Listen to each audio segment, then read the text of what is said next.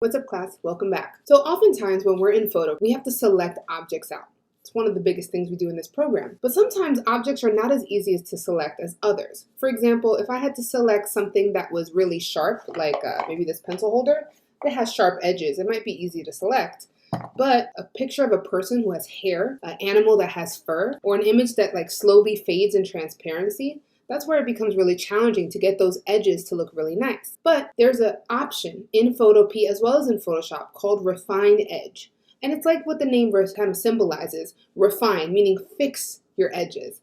So today we're going to learn how to utilize that to get really good selections of objects that can often be challenging to select. To start off, you're going to download your file. You're going to see you have 3 folders. For today's activity, you're going to do one of each.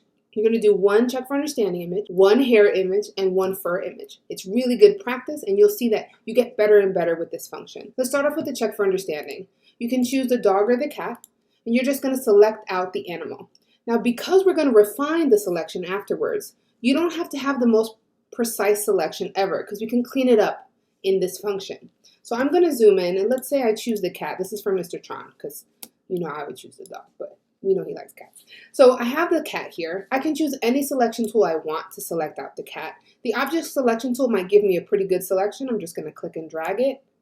And you see I have most of the cat. Maybe if I zoom in just a second, a little piece of the ear is missing, so I'll just clean it up just a tad.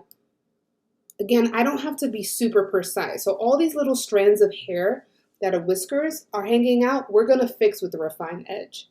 Now, to activate your Refine Edge, you're going to notice you have 2 options. One, on the top of any selection tool you choose, you're always going to see a button that says Refine Edge. 2, you can go to Select Refine Edge. Either one will get you this dialog box.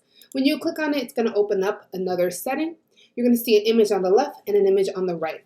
The image on the left is really what you're going to use your brushes with, but it's going to show you what it looks like on the image on the right, which is really helpful for us.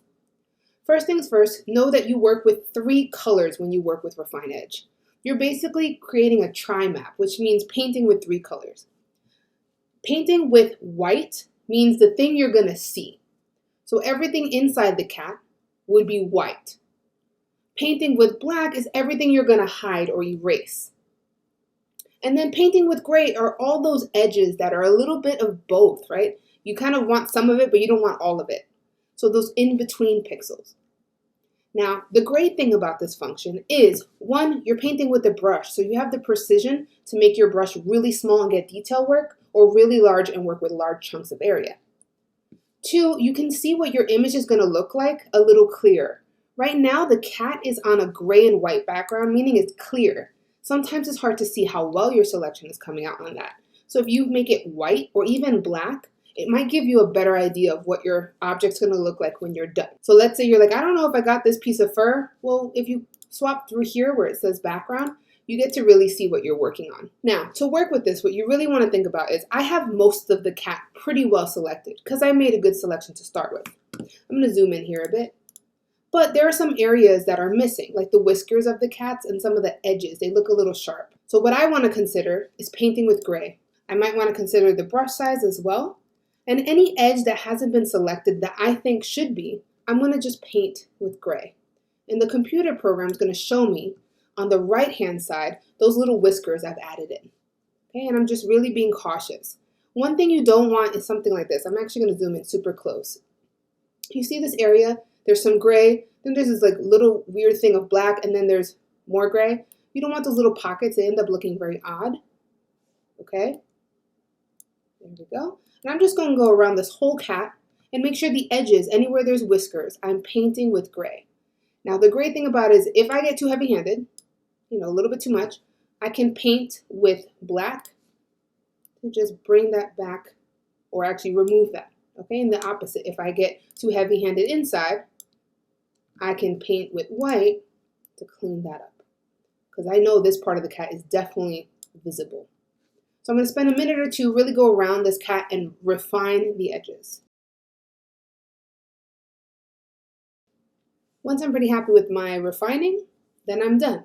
One thing you see I do quite often is I swap between my colors. If there's an area I know needs to be visible on this cat, I'm definitely going to paint it in white.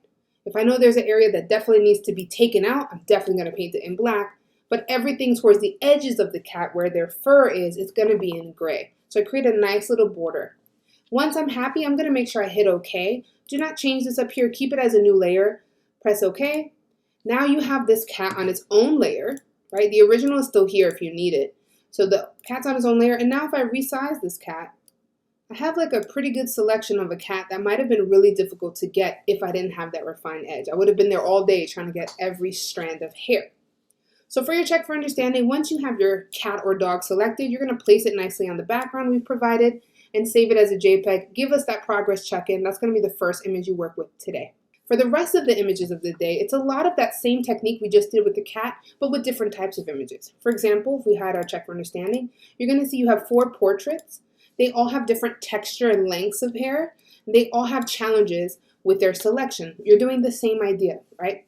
You're going to select the person out, make sure you refine the edge so that all the hair is visible and it's clean, the selection. And then lay out your final work on this layout here.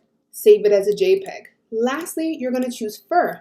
You're going to see that you have a few different animals you can choose from and do the same technique. If you happen to finish early, you want to push yourself, research your own furry animal or person that you'd like to take some time selecting out with refined edge function. When you're done with all 3, you're going to export them as JPEG. So you should have 3 attachments for today's activity. Give us as many progress check-ins as you can so we can see where you're at. Good luck. Can't wait to see what you guys come up with.